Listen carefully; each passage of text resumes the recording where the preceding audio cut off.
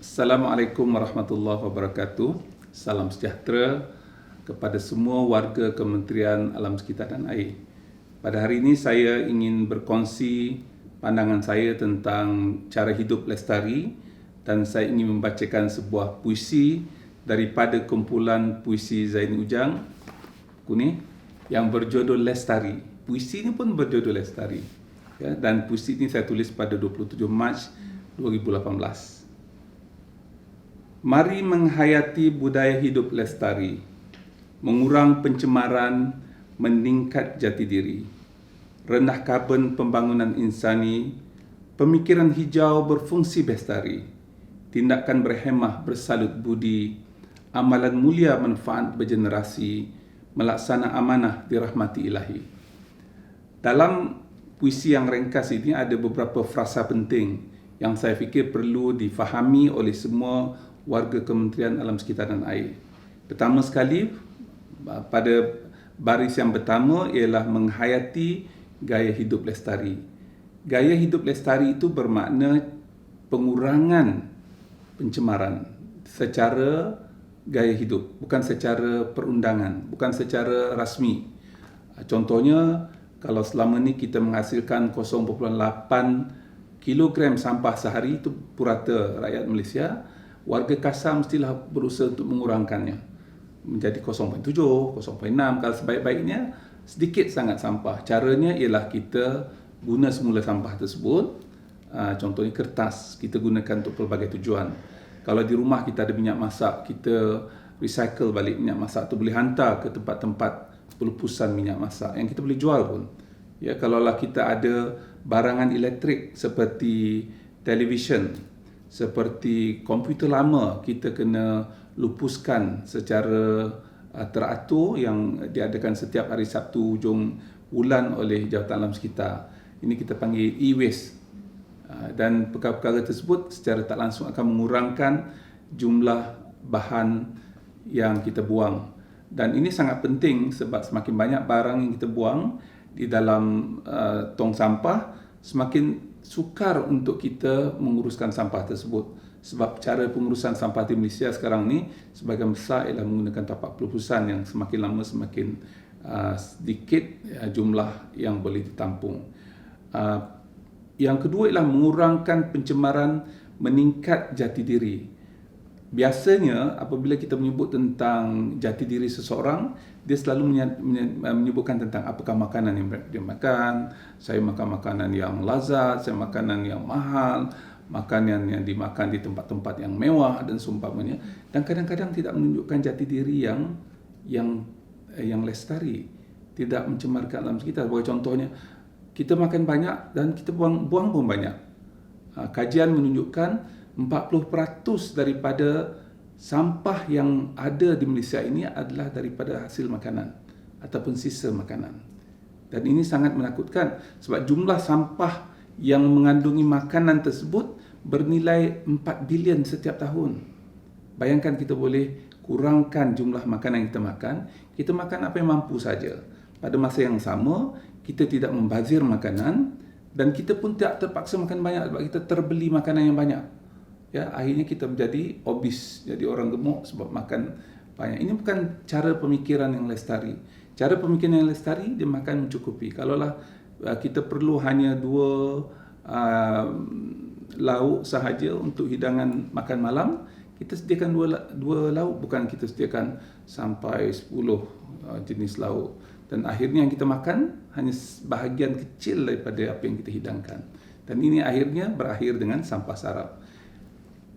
Yang disebutkan meningkatkan jati diri ini ialah kita berhemah dari segi penggunaan. Jadi kalau kita nak tunjukkan kita kaya, kita seorang yang segak, kita seorang yang mewah, ialah dengan cara kita berhemah.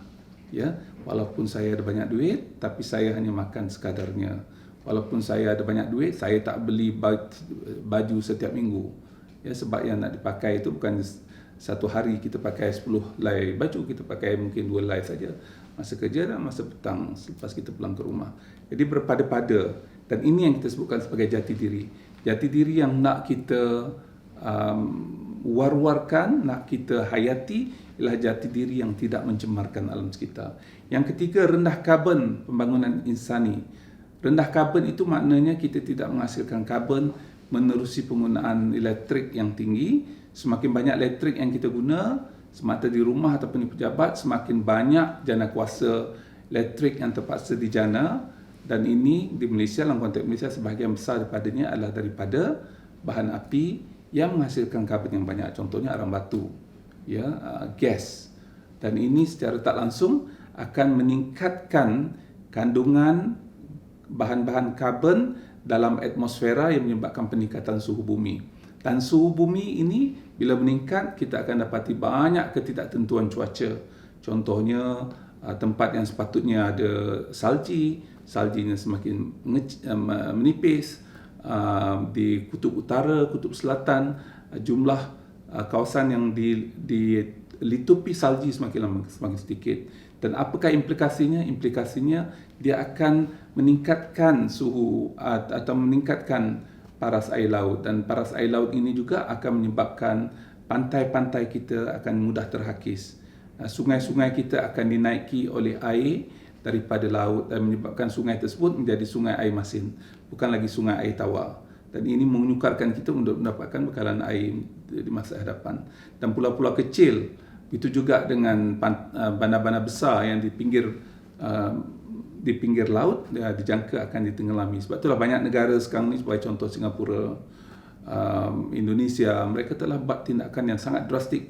Indonesia mengubah ibu negara mereka daripada Jakarta ke sebuah pulau lain di tempat lain di Kalimantan, sebab mereka tak boleh buat apa-apa lagi dalam keadaan sekarang di Jakarta dengan kedudukan yang tinggi dan kedudukan dalam tempoh 50-100 tahun akan datang. Jakarta mungkin sebahagian besar di bawah paras air laut.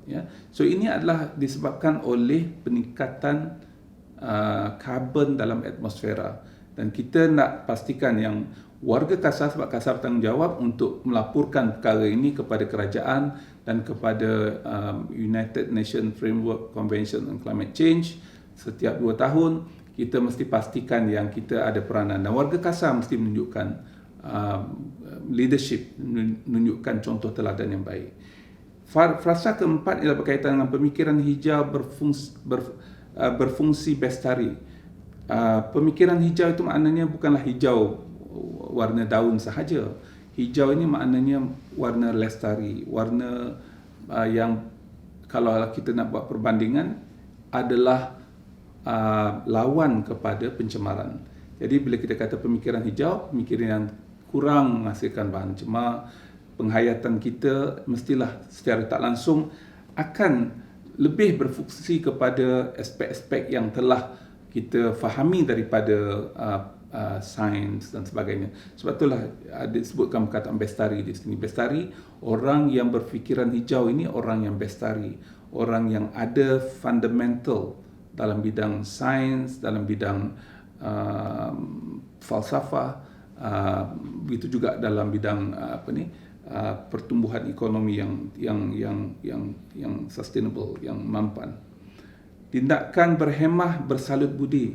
Jadi siapa yang mengurangkan pencemaran, siapa yang mengurangkan pelepasan karbon, mereka ini adalah orang yang berhemah, orang yang berbudi. Berbudi kepada semua orang. Kita mungkin tak banyak duit nak bagi kepada orang miskin, orang yang memerlukan, tetapi kita boleh mengurangkan pelepasan karbon, pada masa yang sama mengurangkan risiko akan datang bencana semakin berkurangan, insya-Allah. Dan mungkin kita sebagai individu tidak terkesan sangat kepada keseluruhan penduduk dunia, tapi kalaulah kita sebagai sebuah kementerian, kita sebuah keluarga yang besar, kita insya-Allah akan dapat sama-sama membantu memastikan bahawa pencemaran ini dapat dikurangkan. Amalan mulia manfaat bergenerasi, ini yang saya sebutkan tadi, bukan yang kita sekarang ni sahaja, tetapi akan datang. Kalaulah kita menjaga sungai kita dengan baik, generasi akan datang akan dapat manfaatnya. Apa manfaatnya? Sekurang-kurangnya mereka tidak perlu membina loji baru, loji rawatan air baru, tak perlu membina empangan baru, tak perlu membina sistem air yang baru, skim air yang baru yang menelan belanja berbilion-bilion, dan ini harus dibayar oleh seseorang. Bukannya percuma. Ada orang yang membayar. Dan yang terakhir ialah melaksanakan amanah dirahmati ilahi. Ini semua perkara adalah amanah yang ditetapkan oleh Allah Subhanahu Wa Taala. Bagi orang Islam, kita tahu bahawa kita sebagai khalifah Allah dan kita ada amanah. Amanah kita ialah melestarikan bumi, memastikan bumi kita ini dapat ditakbir dengan baik supaya tidak tercemar, supaya tak berlaku kerosakan, supaya tidak berlaku kemaksiatan di bumi kita. Ya, itulah matan puisi lestari yang saya harap semua warga Kasar dapat sama-sama hayati dan sama-sama kita jadikan sebagai panduan hidup. Kepada semua warga Kasar, saya ucapkan selamat bertugas. Marilah kita melestarikan alam ini. Ini adalah merupakan tanggungjawab kita. Amanah ilahi. Assalamualaikum warahmatullahi wabarakatuh. Salam sejahtera.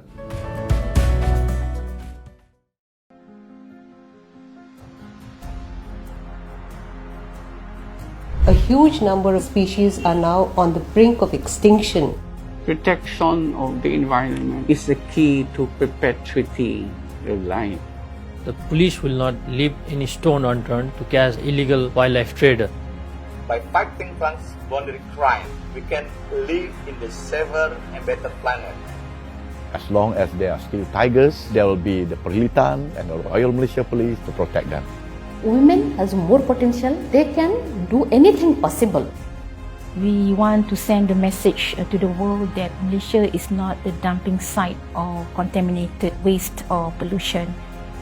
Serving the government, serving our country, and now serving humanity. This is a recognition that I would cherish and treasure all my life.